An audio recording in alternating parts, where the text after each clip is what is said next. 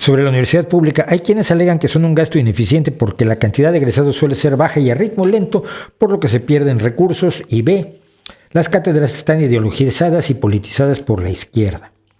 Bueno, la cantidad de egresados no suele ser baja si los egresados tienen todo el apoyo necesario y no solo la gratuidad de la universidad.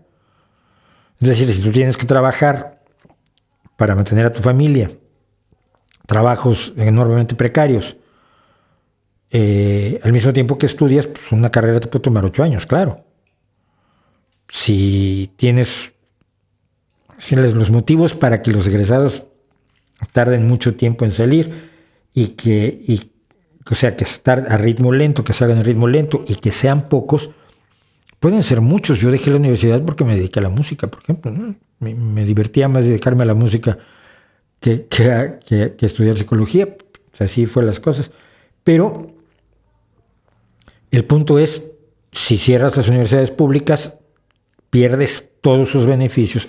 Ya no tienes esos defectos, que pueden ser ciertos, que pueden ser discutibles, que pueden ser reseñables y que hay que combatir, por supuesto, pero no cerrando las universidades públicas. Si cierras las universidades públicas, acabas con ese problema. Y también te pierdes todo el talento de todas las personas que deberían estar en la universidad pública, que sí hubieran egresado, a tiempo, que sí podrían ser nuestros profesionistas, pero que no lo pueden ser porque, amigos míos, no pudieron estudiar en la universidad pública porque no tenían dinero. Y entonces solo los ricos tienen derecho a ser universitarios.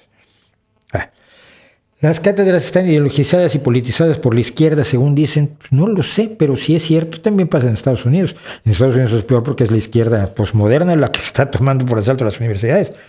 En Estados Unidos no existe la universidad pública. Incluso las universidades estatales son privadas y cuestan un pastón, cuestan un dineral. Entonces, no veo que los defectos de la universidad pública sean tales que justifiquen los ataques a la universidad pública, incluso en los términos que hoy hizo Andrés Manuel López Obrador, diciendo que las universidades públicas están controladas por mafias. Entonces es una mafia para no se da cuenta que una de las mafias más peligrosas es la que tiene él con sus amiguetes y con el Fisgón y Elena Álvarez Bulla y Pedro Miguel y toda esta banda.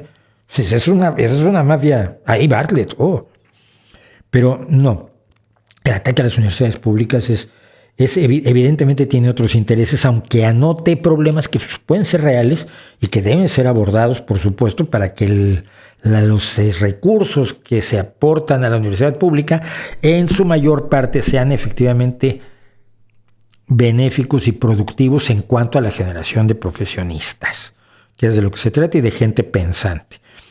Pero de ahí en fuera, no sé si lo que acabo de quitar, por si luego hacemos un fragmento de esto, lo que acabo de quitar es el nombre de un payaso que me pidieron y que se me quedó allí.